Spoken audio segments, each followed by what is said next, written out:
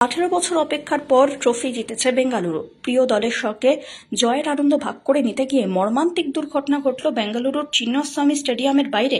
এনডিটিভির প্রতিবেদন অনুযায়ী ভিড়ের চাপে পদপিষ্ট হয়ে কমপক্ষে 11 জনেরও বেশি মৃত্যু হয়েছে, আহত 50-এরও বেশি।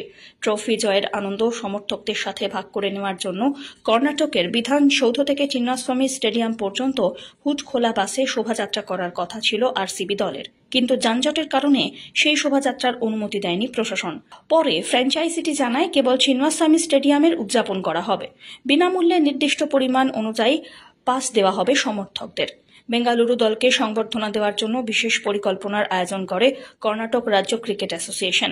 এদিন স্টেডিয়ামের বাইরে লক্ষ লক্ষ সমর্থক ভিড় করেন। জানা যায়, ভিড়ের চাপ সামলাতে ব্যর্থ বেঙ্গালুরু পুলিশ পরিস্থিতি নিয়ন্ত্রণে লাঠিচার্জ করতেই পরিস্থিতি হাতের বাইরে চলে যায়। একাধিক ভাইরাল ভিডিওতে দেখা যায় অনেক অচৈতন্য ব্যক্তিকে উদ্ধার করে পুলিশ নিকটবর্তী হাসপাতালে নিয়ে যাচ্ছে।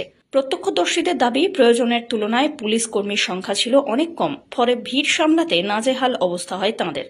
এরপর স্টেডিয়ামের গেট খোলার সঙ্গে সঙ্গে অসংখ্য মানুষ দ্রুত ভেতরে যাওয়ার চেষ্টা করেন।